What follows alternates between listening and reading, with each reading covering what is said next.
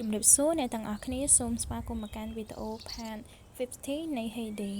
ហើយនៅក្នុងវីដេអូនេះដែរខ្ញុំចង់បង្ហាញអ្នកទាំងអស់គ្នាអំពី Event Spring Cozy ដោយ Event នេះដែរគេតម្រូវឲ្យយើងធ្វើ Quest ចំនួន10ក្នុងមួយថ្ងៃនោះយើងនឹងទទួលបានបន្ទុកដើម្បីរំដោះយករង្វាន់ជាពិសេសនោះគឺយើងទទួលបានរង្វាន់នៃគល់ផ្ទះហួកកង្កែបនឹងអ្នកទាំងអស់គ្នាអញ្ចឹងឥឡូវនេះដែរកុំឲ្យខាតពេលយូរយើងមកលេង Event ទាំងអស់គ្នាដោយលក្ខខណ្ឌនៃការលេង Event នេះដែរគឺដូចទៅរាល់ដងអញ្ចឹងអ្នកទាំងអស់គ្នាមុនដំបូងគ្រាន់តែចុចលើ Quest ហ្នឹងមកបន្ទាប់មកចុចពាក្យថា Take នៅពេលដែលយើងធ្វើលក្ខខណ្ឌគ្រប់គ្រាន់អស់ហើយយើងគ្រាន់តែចុចពាក្យ Claim ទៅនោះយើងនឹងទទួលបានរង្វាន់ហើយបើសិនបើអ្នកទាំងអស់គ្នាចង់បានរង្វាន់ច្រើនអ្នកទាំងអស់គ្នា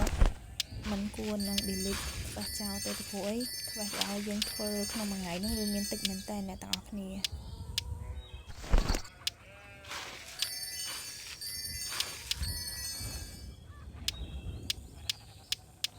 អញ្ចឹងបើសិនបើអ្នកទាំងអស់គ្នាមិនចង់ឲ្យ Quest ស្អុយឬក៏ធ្វើ Quest នឹងយឺតអ្នកទាំងអស់គ្នាគួរតែផលិតតំណែងដែលគេត្រូវការទុកជាមុនទៅនៅពេលដែលតំណែងនឹងគេផលិតហើយទៅយើងគ្រាន់តែចុច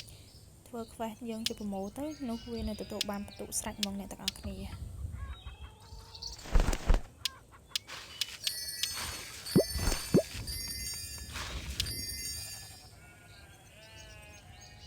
ដោយសារតែ Quest ខ្ញុំធ្វើអស់ហើយនៅសល់តែមួយនឹងទៀតឥឡូវកុំឲ្យខាត់ពេលយូរយើងមកមើលរង្វាន់ចំពោះ Event នឹងទាំងអស់គ្នា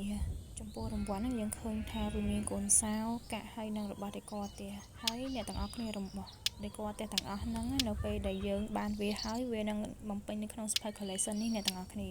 អញ្ចឹងគ្រាន់តែរង្វាន់ដេកផ្ទះហ្នឹងវាមានចំនួន3នៅក្នុងហ្នឹង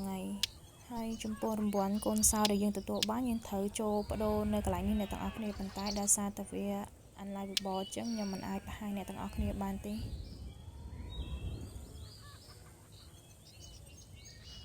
ដោយសារតែកន្លែងដាំដំណាំនេះវាឃើញអត់ស្អាតអញ្ចឹងទៅយើងធ្វើការប្រមូលឲ្យដាក់ដាំវាទៅដើម្បីវាមានសោភ័ណភាពឃើញនិងស្អាតតិចហ្នឹងណាអ្នកទាំងអស់គ្នា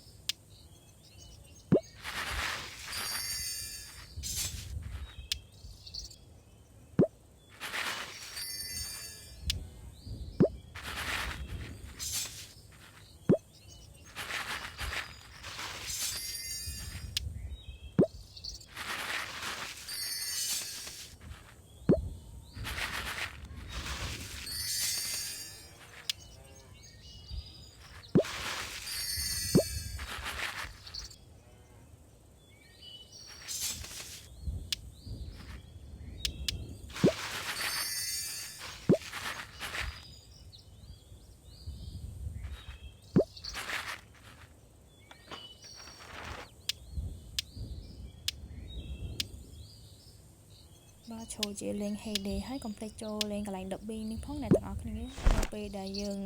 លេងQuest Derby ហ្នឹងយើងនឹងទទួលបានបន្ទុកដើម្បីបានរង្វាន់ដែរអ្នកទាំងអស់គ្នា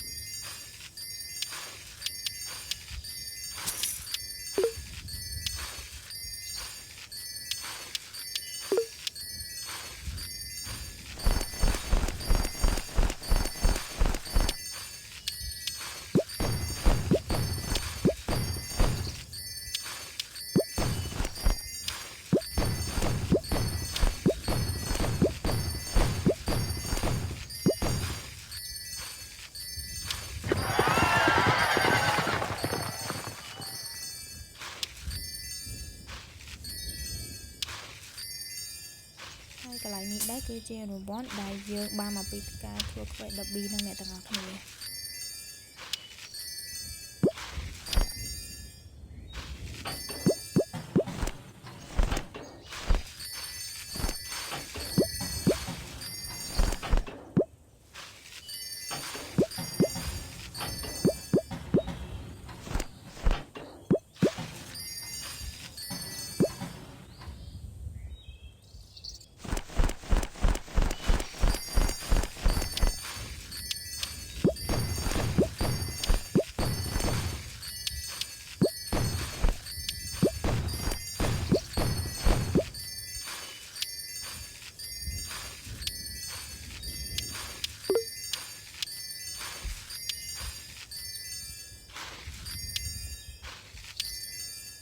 យ៉ាប់មែនតើអ្នកទាំងអស់គ្នាកន្លែងនេះនៅតែ Unavailable ទៀតអញ្ចឹងឥឡូវយើងអត់អីធ្វើអញ្ចឹងយើងចូលមើល Event ទៅខែលោវាមាន Event ថ្មីអញ្ចឹងអ្នកទាំងអស់គ្នា ចឹងដោយសារតែឥឡូវនេះអត់មាន event អីធ្វើទៀតទេវីដេអូខ្ញុំមានតែប៉ុណ្្នឹងសូមជម្រាបលាអ្នកទាំងអស់គ្នាបាយបាយ